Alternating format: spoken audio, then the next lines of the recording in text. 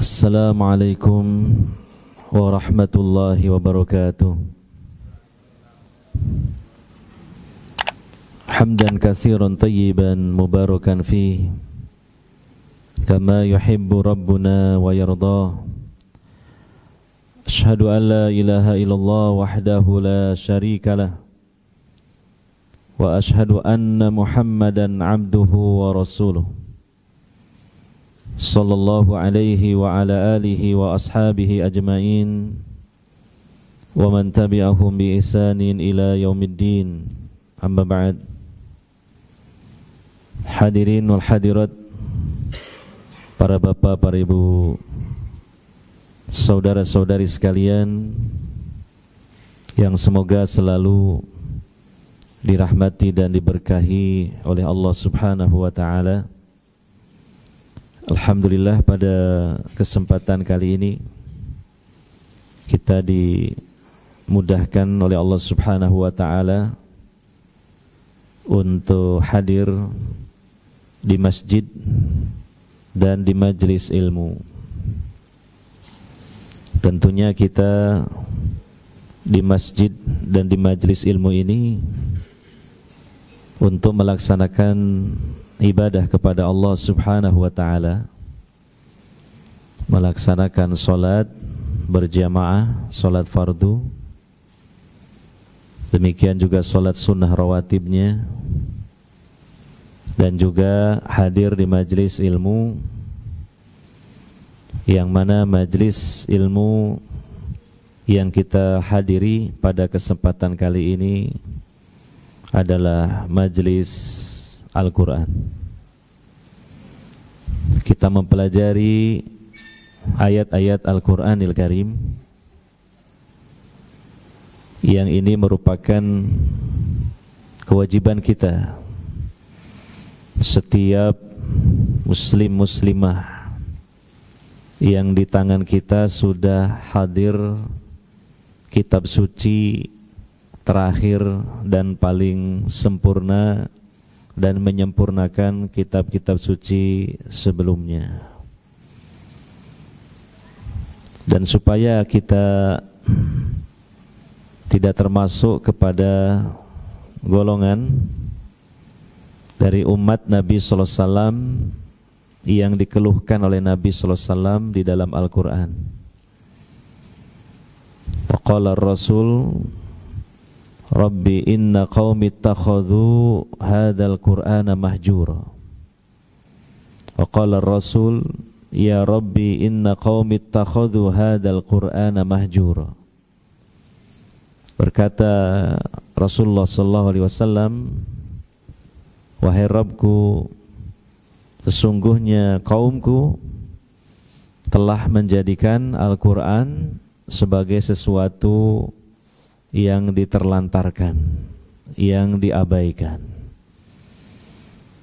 Menurut penafsiran sebagian dari para ulama, bahwa yang dimaksud dengan menjadikan Al-Quran sebagai sesuatu yang diterlantarkan atau diabaikan adalah ketika Al-Quran tidak ditadabburi maknanya, tidak dipelajari kandungannya. Nah, ini adalah kaum yang buruk, kaum yang disayangkan oleh Rasulullah sallallahu alaihi wasallam, hingga ini menjadi bagian dari apa yang dikeluhkan secara langsung oleh Rasulullah sallallahu alaihi wasallam kepada Allah Subhanahu wa taala. Hadirin wal hadirat yang dimuliakan oleh Allah Subhanahu wa taala, kita langsung lanjutkan kajian tafsir Al-Quran, masih membahas surah Ali Imran. Sekarang kita mulai ayat 181. A'udzu billahi minasyaitonir rajim. Laqad sami'allahu qaulal ladzina qalu innallaha faqir wa nahnu aghniya Sungguh benar-benar Allah telah mendengar ucapan orang-orang yang mereka mengatakan sesungguhnya Allah itu fakir, sedangkan kami adalah orang-orang yang kaya. Di sini Allah mendengar ini, mendengar dalam hal Allah mencela. Allah merendahkan orang-orang yang mereka telah mencela Allah. Di sisi yang lain mereka memuji diri mereka sendiri. Siapa mereka ini? Tiada lain, mereka adalah orang-orang Yahudi. Ya. Dan berkaitan dengan ayat ini, sebab ya diturunkannya adalah ketika Allah Subhanahu wa taala berfirman kepada mereka. Yang firman itu juga disebutkan di Al-Qur'an, yaitu surah Al-Baqarah ayat 245. Dan tentunya dulu sudah pernah kita lewati ya, ketika membahas tafsir surah Al-Baqarah itu. Di ayat 245 surah Al-Baqarah, Allah berfirman, "Man dzalladzi yuqridullaha qardan hasana fayudha'ifahu lahu ad'afan katsira wallahu yaqbidu wa yabsutu wa ilaihi turja'un." Siapakah yang hendak memberikan pinjaman kepada Allah dengan pinjaman yang baik,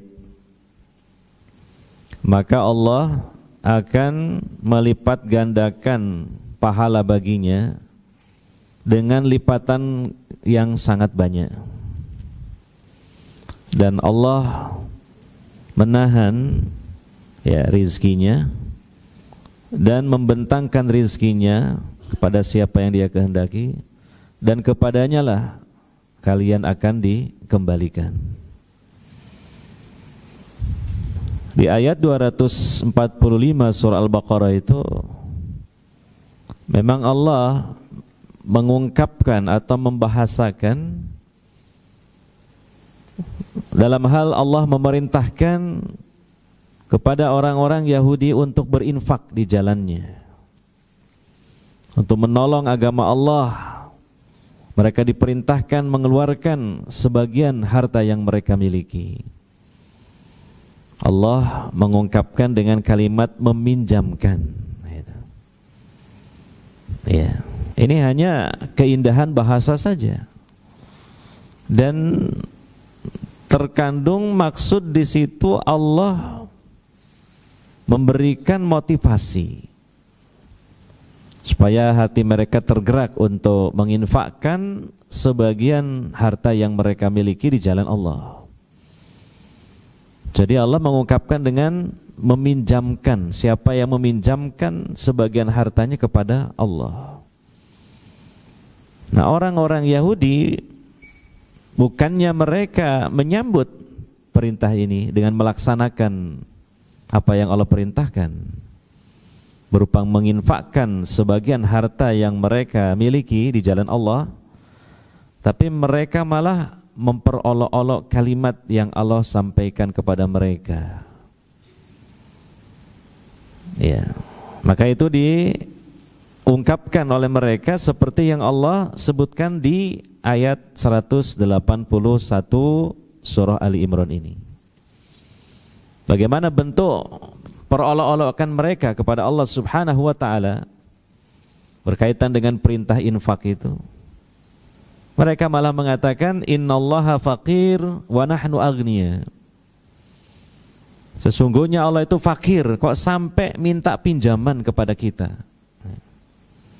Sedangkan kita ini orang-orang yang kaya. Ya. Karena biasanya kan terjadinya pinjam meminjam itu apa? Yang meminjam itu fakir, yang meminjami kaya, kan gitu. Kalau sama-sama fakirnya ya tidak mungkin meminjam. Dan kalau memang fakir, tidak mungkin mampu meminjami.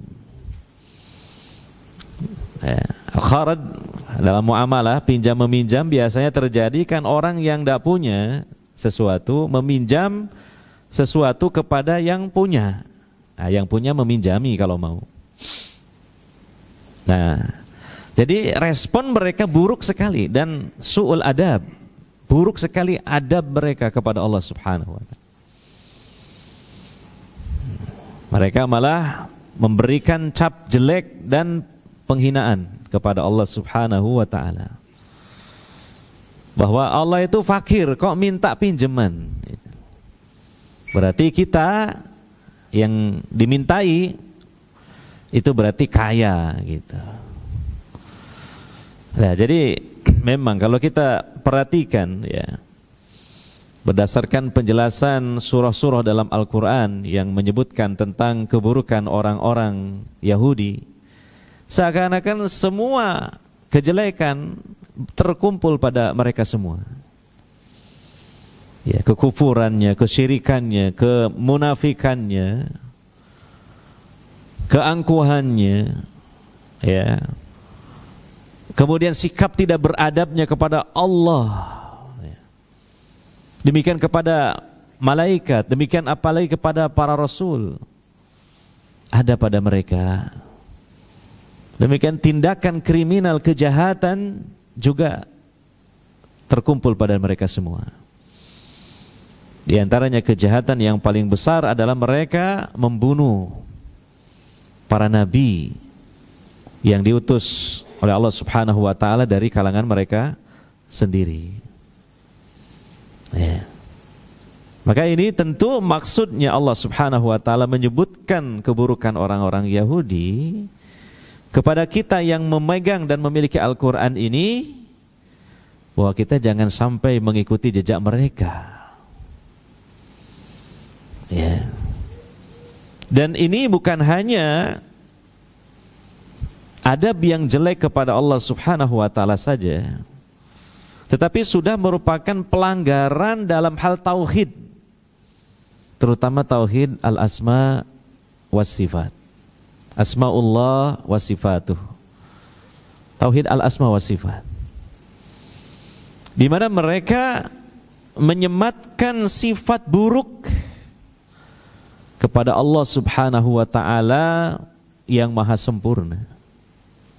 Maha sempurna dari sifat-sifat yang mulia, yang tidak ada sedikit pun kekurangan, kelemahan dan cacatnya. Kalau kita pelajari Al-Asmaul Husna, Allah punya nama As-Subbuh dan Al-Quddus. As-Subbuh dan Al-Quddus itu yang artinya Allah Maha Suci. Maksudnya Allah Maha Sempurna dari kekurangan, dari aib, dari kelemahan. Ya, jadi kalau di antara kita mungkin bertanya, mana ada nama Allah itu Maha Sempurna? Itu mengambil pemahaman dari nama Allah seperti As-Subbuh dan Al-Quddus. Itu kalau kita terjemahkan Maha Sempurna. Ya.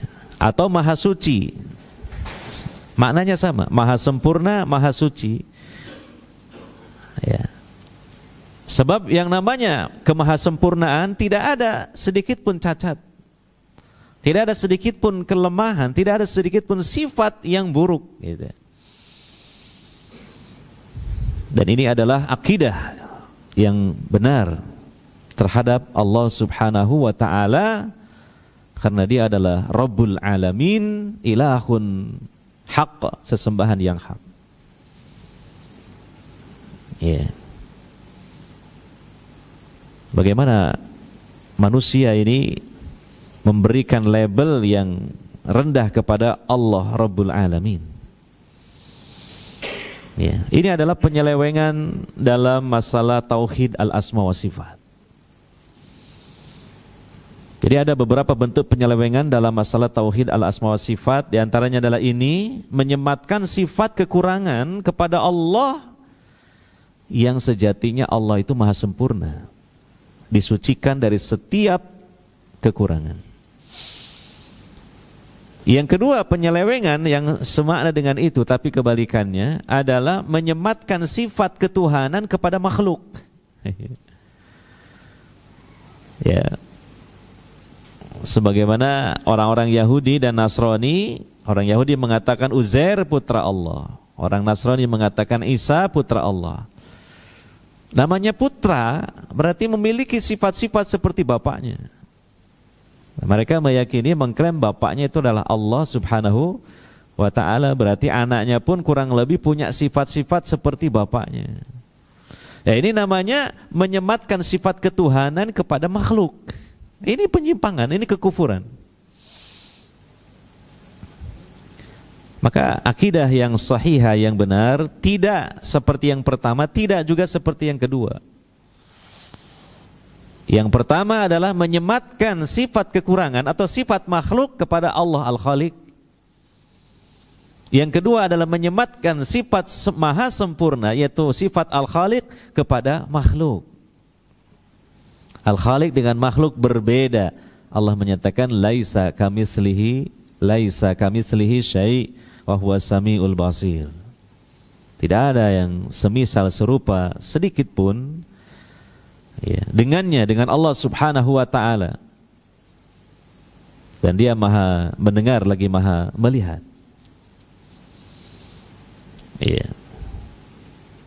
Ini jadi kita juga harus mewaspadai bentuk penyimpangan yang masuk dalam kategori kufur ini.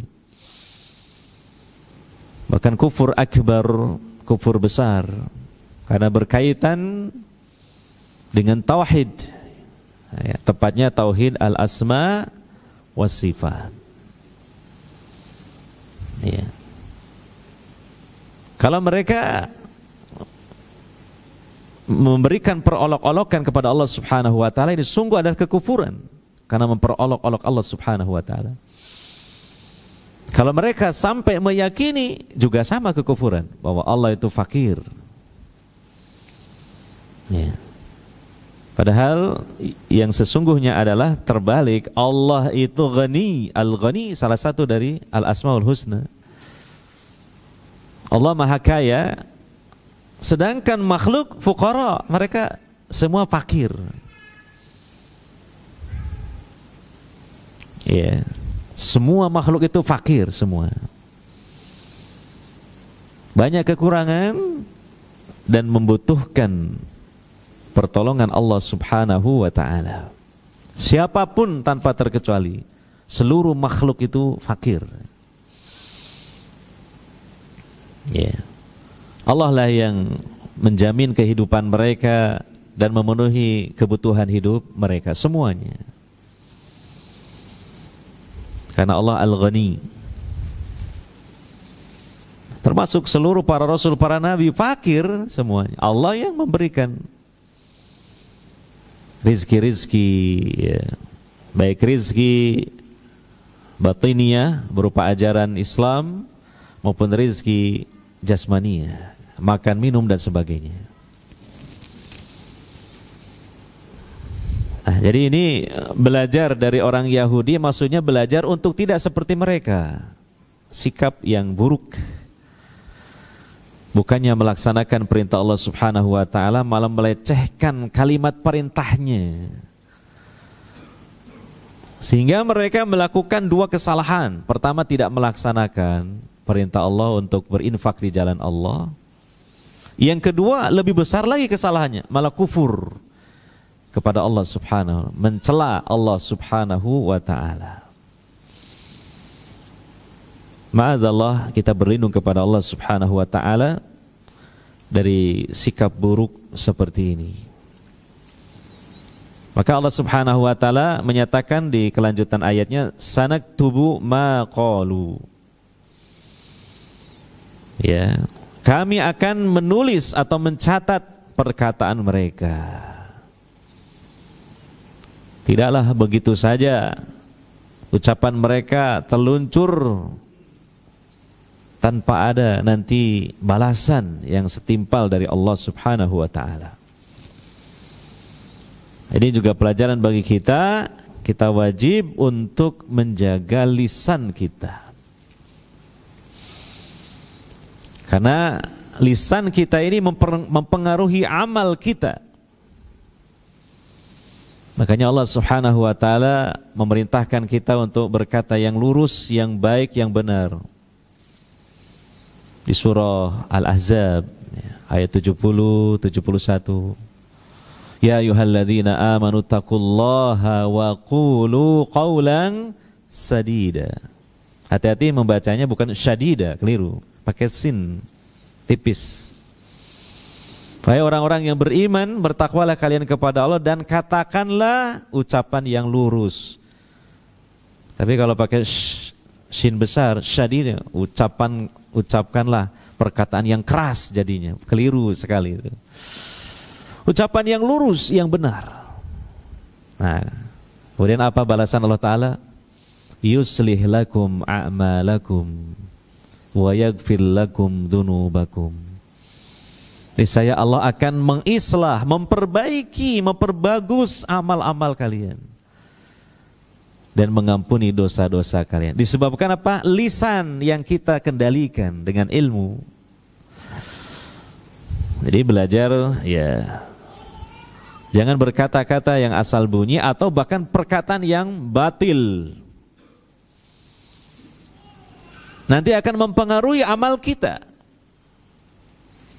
Sebab perkataan yang benar, yang lurus, Allah akan memperbagus amal kita. Maka sebaliknya, perkataan yang buruk, yang batil, juga amal kita jadi buruk nanti.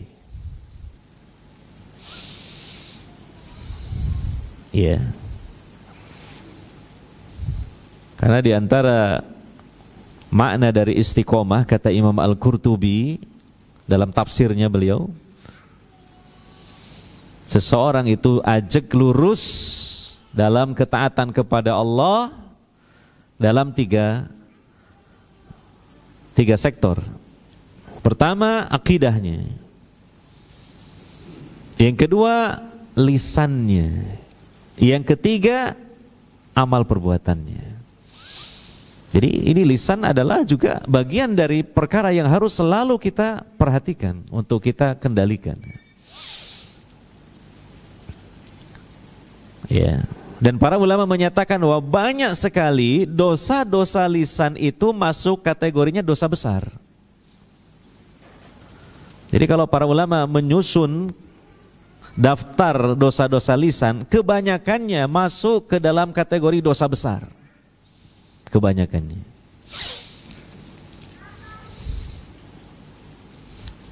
Kekufuran juga banyak berupa ucapan lisan. Contohnya perkataan orang Yahudi ini, mengata-ngatai Allah seperti ini adalah kekufuran.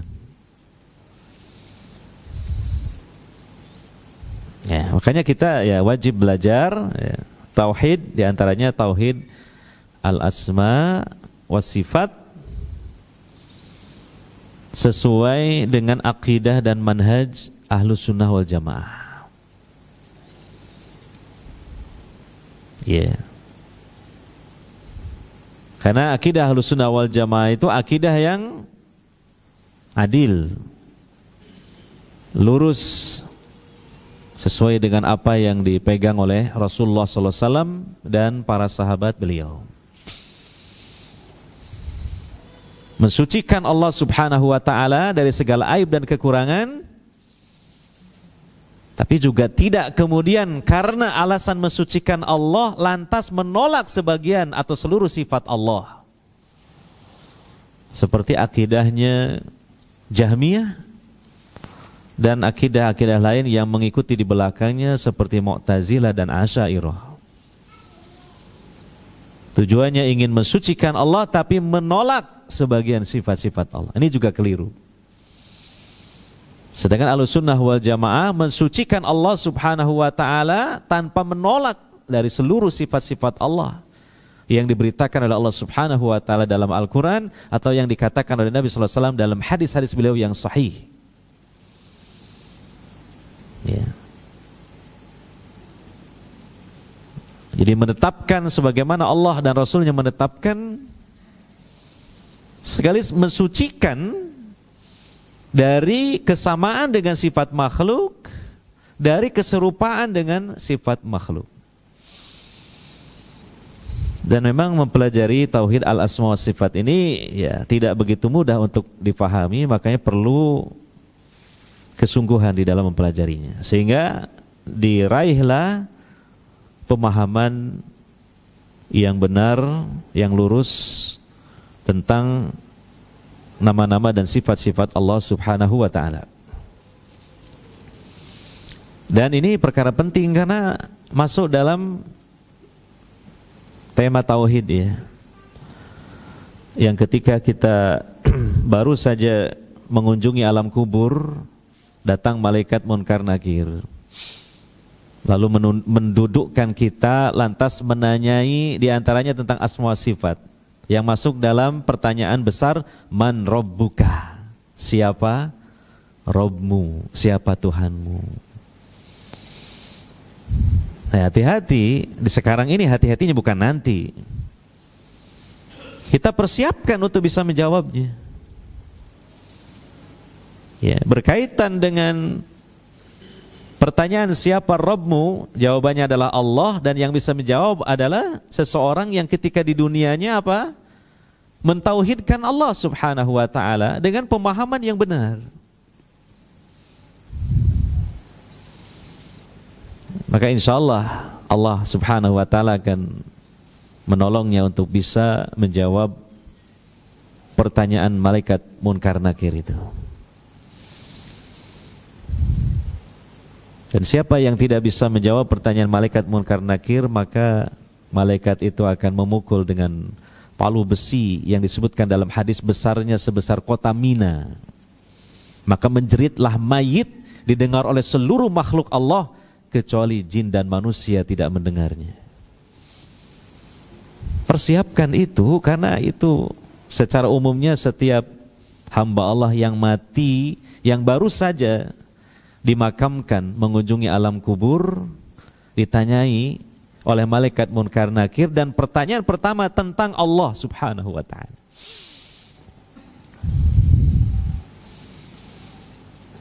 Maka jangan malas ngaji tauhid itu.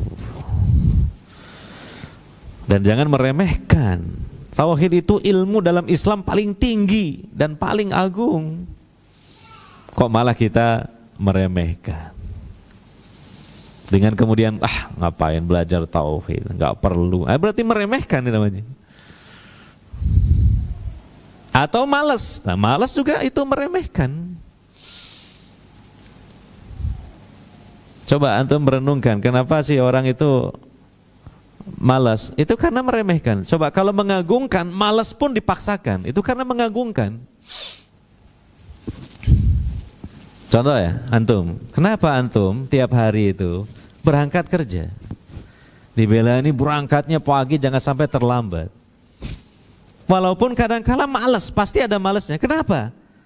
Karena mengagungkan uang, artinya butuh uang dengan kerja itu, kan gitu. Itu contoh kecil sederhana. Berarti kalau orang itu malas terhadap sesuatu, berarti ada unsur apa? Ya meremehkan, menganggap tidak agung dalam pandangannya. Gitu. Sebab kalau mengagungkan, malas pun akhirnya dipaksakan, dilawan sekuat tenaga. Itu namanya mengagungkan. Hati-hati di sini. Gitu. Hanya malas itu ya kalau diperinci, yaitu ada beberapa perinciannya. Kelihatannya sederhana malas gitu, tapi itu perkara besar. Artinya besar keburukannya malas itu. Iya. Kembali ke ayatnya tadi, Allah akan mencatat ya, untuk nanti Allah berikan balasan kepada mereka. Kemudian waqat lahumul anbiya bighairi haqqin. Ya, dan perbuatan mereka berupa membunuh para nabi tanpa alasan yang benar. Bayangkan ya, membunuh seorang mukmin dengan sengaja itu, subhanallah, dosa besarnya luar biasa. Lah apalagi ini yang dibunuh siapa? Nabi. Yang itu kan dari kalangan mereka sendiri, ya masih kerabat mereka sendiri, masih keponakan mereka sendiri, masih saudara sendiri, dari bangsanya sendiri, yang mereka sudah mengenalnya siapa Nabi ini, dibunuh. Wah, ini suatu tindakan kriminal yang sangat-sangat parah. Tapi ini dilakukan oleh orang-orang Yahudi di masa lalu itu. Dan di masa Nabi SAW, Nabi Muhammad juga mau dibunuh, cuma Allah tolong. Contohnya datang seorang wanita Yahudi membawa paha kambing yang sudah dibakar, tapi di dalamnya dibumbui apa? Racun. Berarti apa maksudnya? Mau membunuh Nabi, ini orang Yahudi. Dengan cara seperti itu. Demikian juga Labid bin A'sam mensihir Nabi SAW. Itu berarti mau mencelakai Nabi SAW. Dan dia seorang Yahudi. Jadi sudah sangat jelas dalam sejarah bagaimana kejahatan Yahudi itu luar biasa. Maka tentu lebih-lebih lagi kepada orang-orang manusia-manusia yang derajatnya jauh di bawah para nabi. Lebih-lebih lagi mereka kepada nabi-nabi mereka sendiri saja seperti itu. Sehingga ya apa yang kita saksikan di zaman kita pun kita kebagian sejarahnya, bagaimana orang Yahudi membantai saudara-saudari kita di Palestina, khususnya di Gaza. Ya memang begitu. Itu. Kadang yang dibantai mungkin petugas kesehatan, ya WHO, atau mungkin orang-orang jurnalis. Nabi saja dibunuh, apalagi jurnalis, wartawan. Ya, ini kejahatan mereka. Ya. Wa naqulu dzuqu adzabal hariq. Dan kami akan mengatakan kepada mereka, rasakanlah oleh kalian azab, ya, siksa api neraka yang membakar. Ya, membakar tapi tidak sampai mereka mati. Nah, ini yang sengsara di sini. Sebab di akhirat sudah tidak ada lagi kematian. Sebab kematiannya sudah dimatikan oleh Allah Subhanahu wa ta'ala. Dalam hadis diberupakan seekor domba yang diletakkan di antara penduduk sorga dan neraka. Maka domba itu disembelih, lalu dikatakan domba ini adalah al-maut, kematian itu sendiri. Berarti apa? Sudah tidak ada lagi kematian. Ini luar biasa sengsaranya. Kalau di dunia dibakar sampai mati, berarti mati selesai. Ini adalah azab yang sangat mengerikan. Ya, zalika bima qaddamat aydikum. Demikian itulah disebabkan oleh perbuatan tangan kalian sendiri. Ya. Jangan menyalahkan siapa-siapa atau mengatakan Allah zalim, tidak, itu atas perbuatan tangan mereka sendiri. Wa annallaha laisa bidzalamil lil 'abid. Dan sesungguhnya Allah tidak menzalimi hamba-hambanya. Karena kezaliman itu adalah sifat yang ditolak atau ditiadakan dari Allah Subhanahu wa ta'ala. Di hadis qudsi Allah menyatakan, ya ibadi inni haramtu dzulma ala nafsi. Ya, wahai hamba-hambaku, sesungguhnya aku haramkan atas diriku kedzaliman. Berarti tidak ada sedikit pun Allah berbuat dolim. Tidak pernah, tidak akan berbuat dolim. Ya, bahkan kita menetapkan sifat kebalikannya, yaitu Allah Maha Adil. Tidaklah menyiksa sebagian hambanya, melainkan karena sebab. Dan sebabnya itu apa? Ya karena kezaliman dan pelanggaran mereka terhadap aturan Allah Subhanahu wa ta'ala. Ya. Kemudian ayat selanjutnya, alladzina qalu innallaha ahida ilaina alla nu'mina li rasulin hatta ya'tiyana biqurbanin ta'kuluhun nar. Orang-orang Yahudi yang mengatakan sesungguhnya Allah telah memerintahkan kepada kami agar kami tidak beriman kepada seorang Rasul sebelum Rasul itu mendatangkan kepada kami kurban yang dimakan api. Nah, jadi ini mengada-ngada atas nama Allah, berbohong di atas namakan Allah subhanahu wa ta'ala. Ini kelakuan buruknya Yahudi lagi. Mereka mengatakan loh, ketika mereka tidak mau beriman kepada Rasul yang diutus kepada mereka, mereka beralibi. Allah mengatakan, ya, bahwa jangan kalian beriman kepada seorang Rasul sebelum dia mendatangkan kurban kepada kalian yang dimakan api, dilalap api. Memang di zaman dulu itu ya, kalau seseorang berkorban berupa harta, maka ketika datang api dari langit menyambarnya, berarti kurbannya diterima oleh Allah subhanahu wa ta'ala. Gitu. Nah, ini orang-orang Yahudi mengada-ngada atas nama Allah. Yeah. Ini terutama sikap mereka, respon mereka terhadap kerasulan Rasulullah Muhammad SAW. Tidak mau beriman alasannya atas nama Allah. Coba, ini Pak enggak tambah parah. Kami tidak beriman kepada engkau Muhammad karena Allah memerintahkan kami untuk tidak beriman kepada engkau. Sebab apa? Sebab engkau tidak mendatangkan kurban yang dilalap oleh api dari langit. Ya, memang di dalam syariat Nabi Muhammad SAW tidak seperti itu kurban. Iya. Yeah. Kurban dalam syariat Nabi Muhammad SAW itu ya Allah yang menerima, dan kita tidak tahu bagaimana menerimanya. Yang penting dalam berkorban itu apa? Dipenuhi syarat-syaratnya untuk diterima, yaitu berlandaskan ketakwaan. Dan takwa itu adalah apa? Mengikuti perintah Allah dan Rasulnya yang dilakukan dengan ikhlas. Kurbannya malah dimakan oleh yang berkorban dan sebagainya disedekahkan untuk fakir miskin, bukan dilalap api. Nah, itu dalam syariat Nabi Muhammad SAW.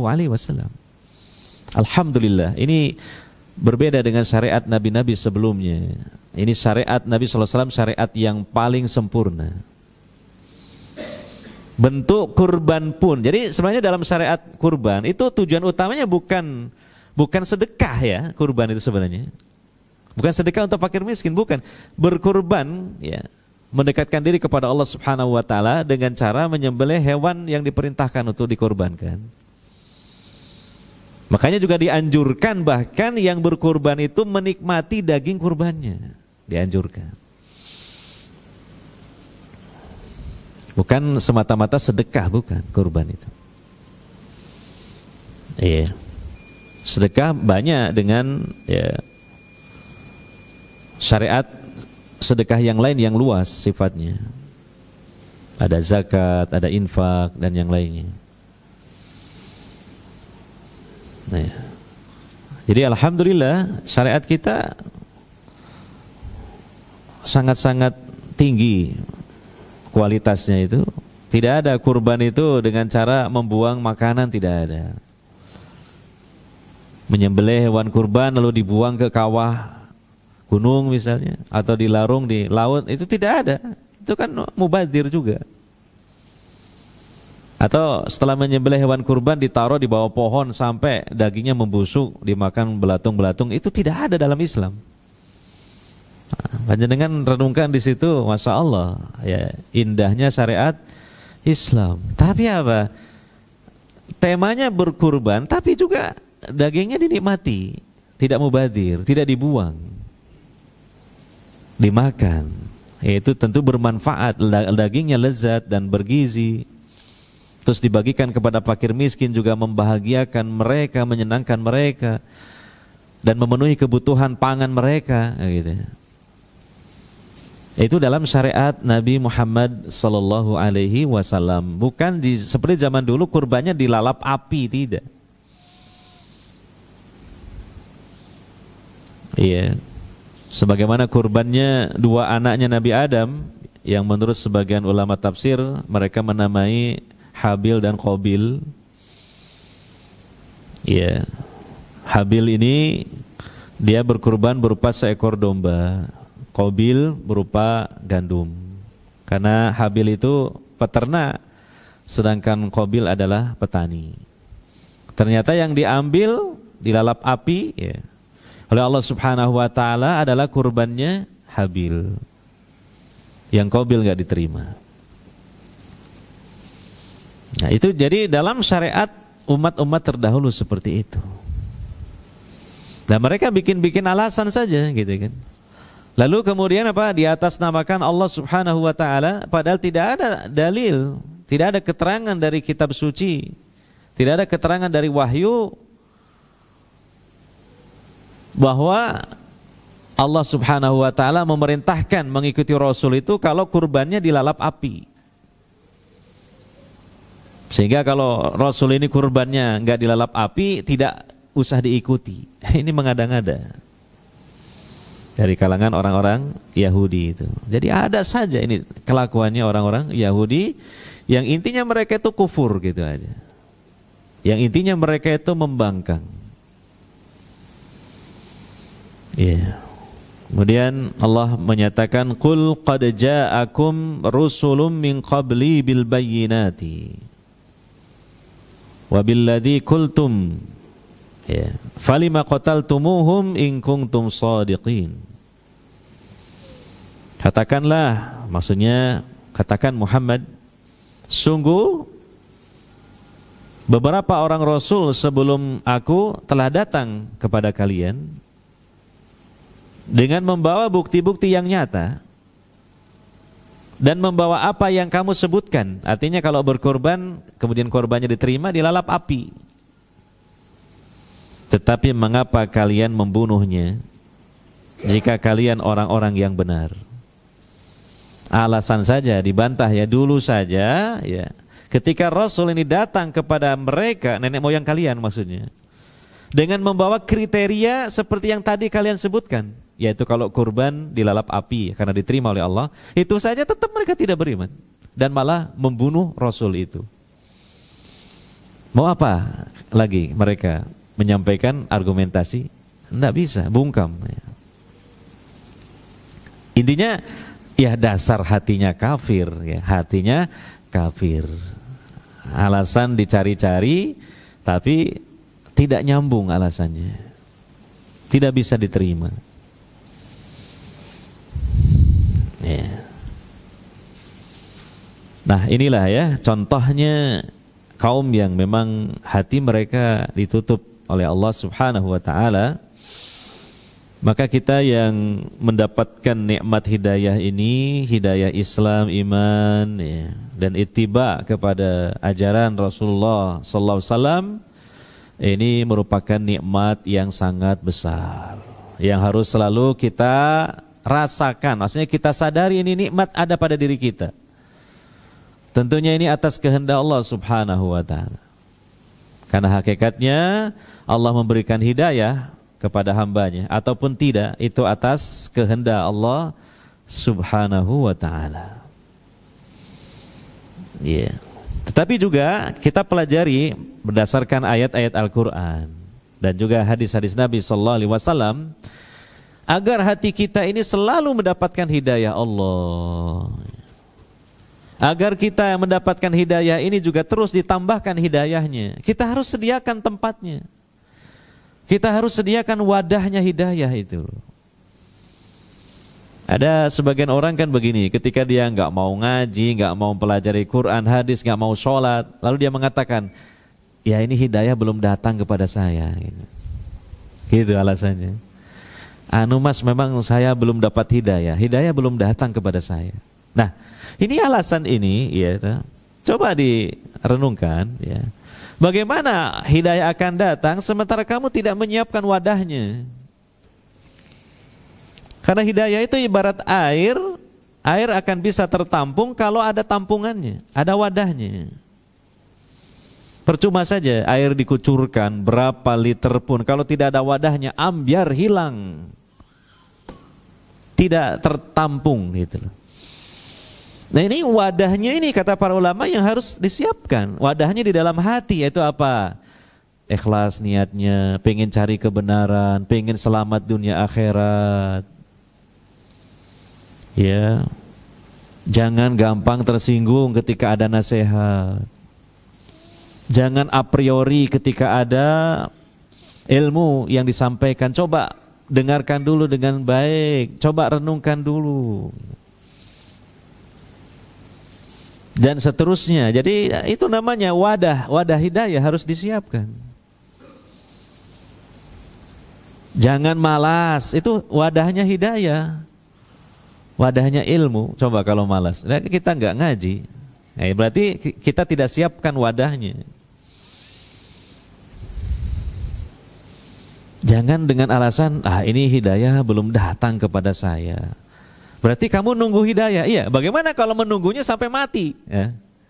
Nunggu hidayah nggak datang, sampai datangnya malakul maut mencabut nyawa. Gimana kalau begitu? Berarti kan hidup bukan di atas hidayah kalau begitu. Nah itu tidak bisa menyalahkan Allah. Disalahkan Allah karena tidak memberikan hidayah. Lah hatimu itu tidak disiapkan. Kamu tidak menyiapkan wadahnya hidayah itu.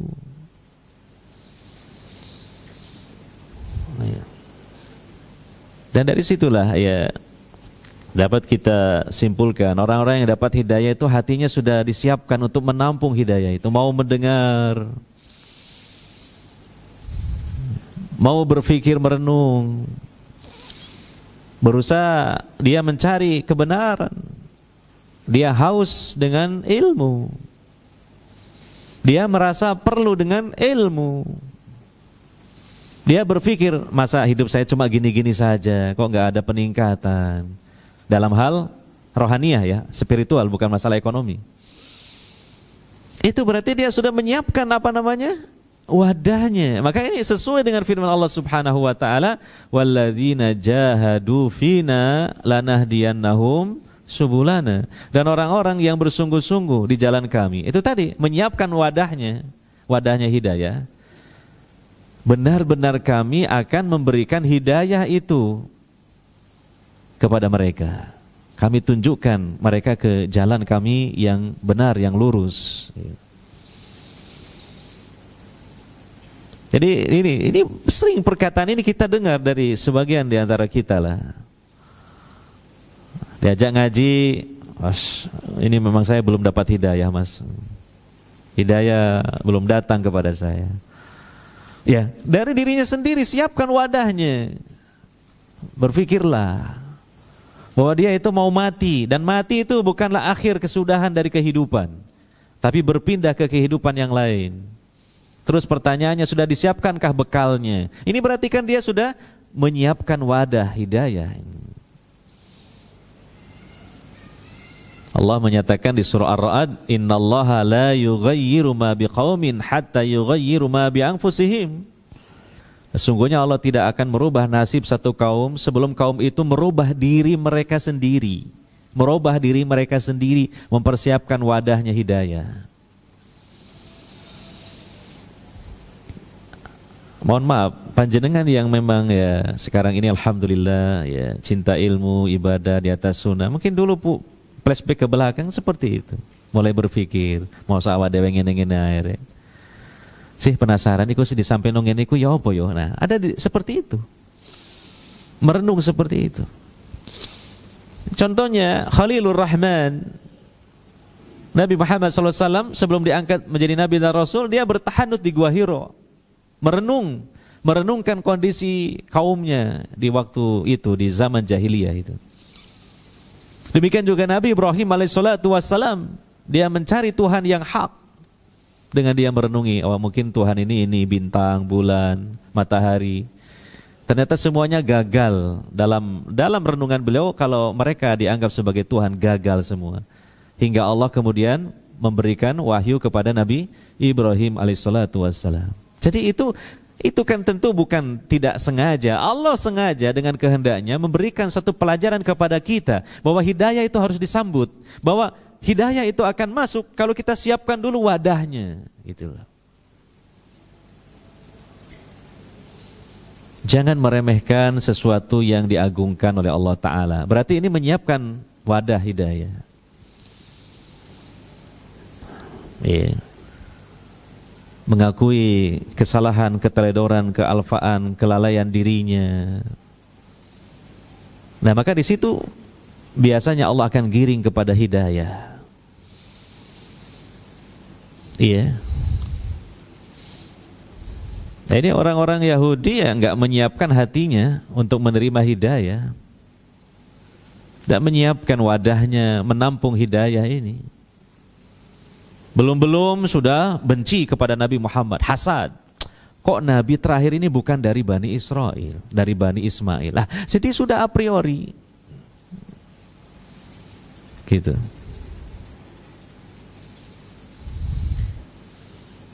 Tidak didengarkan dulu apa yang disampaikan Nabi Muhammad SAW dengan apa yang mereka baca di kitab Taurat dan Injil. Ada kesesuaian, ada kesambungan. Sebagaimana contohnya Raja Najasyi, Raja Habasyah. Dia tidak a priori. Ketika rombongan muhajirin yang dipimpin Ja'far bin Abi Thalib datang meminta suaka perlindungan kepada Raja Najasyi, beliau melindungi dan kemudian memanggil rombongan itu. Ya. Dan ketika mereka masuk ke tempat pertemuan menghadap Raja Najasyi, mereka tidak merunduk, tidak ruku, tidak sujud. Sampai para penasihat dan pendetanya merasa kesal. Ini orang kok gak kayak biasanya orang menemui raja kita ini. Tapi Raja Najasyi tidak mempermasalahkan itu. Malah dia kemudian mengatakan kepada Ja'far, sampaikan sebagian ajaran yang disampaikan oleh Nabi kalian itu. Begitu dibacakan ayat tentang Maryam, Nabi Isa, bergetar hatinya dan menangis Raja Najasyi. Ini seperti yang kami dapatkan pada kitab kami, Injil. Sehingga akhirnya dia dibuka hatinya oleh Allah, mendapatkan hidayah, masuk Islam sekalipun secara sembunyi-sembunyi. Bagi para pencari kebenaran, sungguh menggetarkan hati apabila mengamati dan merenungi kisah masuk Islamnya Raja Najasyi. Dia telah menyiapkan di dalam hatinya wadah untuk menerima hidayah dari Allah Subhanahu wa ta'ala.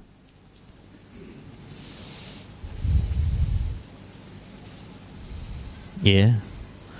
Berbeda dengan Raja Persia. Begitu surat dakwah dari Nabi datang, dirobek-robek sama dia. Demikian juga yang datang kepada Herakla, Kaisar Romawi. Sudah hampir Kaisar Romawi Herakla ini masuk Islam, cuma dia merasa gengsi kepada kaumnya. Apa yang akan dikatakan oleh kaumku tentang aku kalau aku pindah agama? Nah, dia tidak menyiapkan tampungan hidayah itu. Akhirnya dua-duanya tidak masuk Islam sampai matinya. Perhatikan, ini pasti semacam ini bukanlah hal yang kebetulan, serba kebetulan, tetapi Allah Subhanahu wa ta'ala mentakdirkan hal seperti itu untuk kita ambil sebagai pelajaran dan ibrah di situ. Semacam dakwah salafiyah Ahlussunnah wal Jamaah, semacam saya kan dari lahir tidak langsung mengikuti akidah manhaj Ahlussunnah salafiyah ini, melalui proses panjang, liku-liku spiritual. Dan kita punya mungkin cerita yang berbeda-beda, tapi kesimpulannya hampir sama.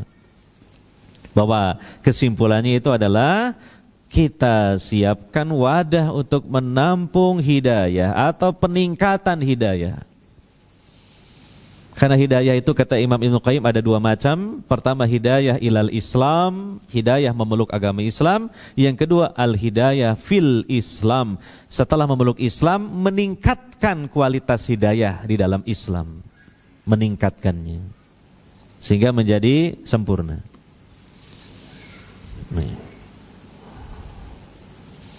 Nah, ini sisi lain secara berkebalikan mengambil pelajaran dari orang-orang Yahudi. Orang-orang Yahudi tidak seperti itu. Sikapnya sudah buruk, responnya buruk, merendahkan, melecehkan Allah bahkan. Subhanahu wa ta'ala. Bagaimana hidayah akan masuk seperti itu? Ya.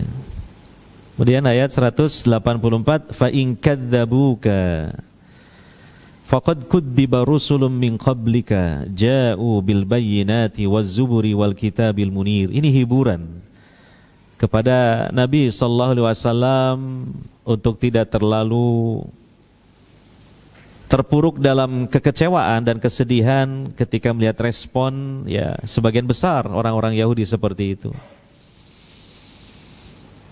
Ya. Di ayat 184, maka jika mereka mendustakan engkau Muhammad, maka ketahuilah rasul-rasul sebelum engkau pun telah didustakan pula. Bukanlah kamu yang pertama yang didustakan. Ya. Mereka, para rasul juga sebelum Rasul Muhammad SAW membawa mukjizat-mukjizat yang nyata, mukjizat yang nyata, berupa kitab suci dan perkara-perkara ajaib yang menyelisihi kebiasaan dari adat sehari-hari, kehebatan-kehebatan yang Allah berikan kepada para rasul yang kita menyebutnya mukjizat. Zubur, artinya Zubur adalah lembaran-lembaran yang berisi wahyu yang disampaikan kepada nabi-nabi, dan kitab yang memberikan penjelasan yang sempurna. Iya. Karena tugas Nabi Muhammad SAW hanyalah menyampaikan, menjelaskan, menyampaikan hidayah al-irsyad wal bayan. Adapun hidayah yang kedua, hidayah taufik, itu haknya Allah Subhanahu wa ta'ala, yang Nabi SAW tidak diberi oleh Allah Ta'ala kemampuan untuk menyampaikan hidayah taufik itu.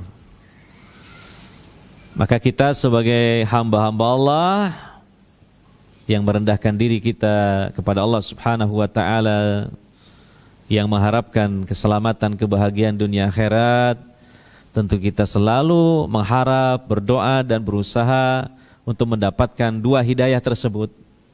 Hidayatul irsyad wal bayan, dengan kita mempelajarinya, ya,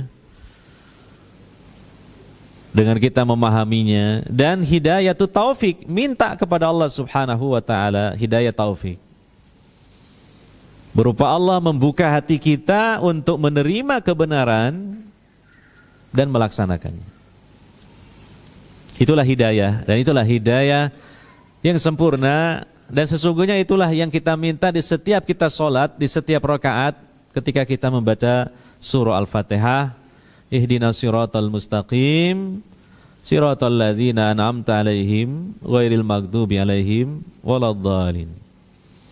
Saya mau tanya kepada antum, ihdinas siratal mustaqim, minta hidayah di situ kepada Allah adalah hidayah al-irsyad, bayan dan taufik. Mana dalilnya?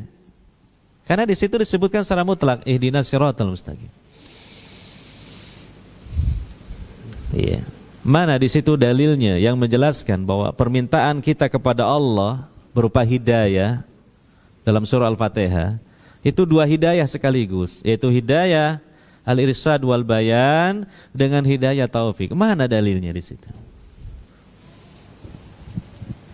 Ada yang bisa jawab? Sekali-kali lah tanya jawab.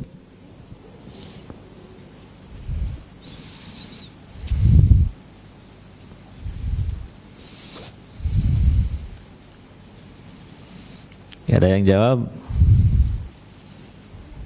Kata para ulama, tidak tahu itu nisful ilmi.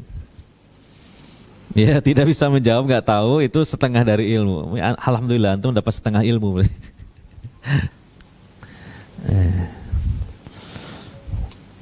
Dalilnya itu, yaitu kelanjutan ayatnya. Ihdinas siratal mustaqim, siratal ladzina an'amta alaihim, ghairil maghdubi alaihim waladdallin. Ya, itu. Siratal ladzina an'amta 'alaihim, jalannya orang-orang yang telah Engkau beri nikmat atas mereka, bukan jalannya orang-orang yang Engkau murkai, bukan juga jalannya orang-orang yang tersesat.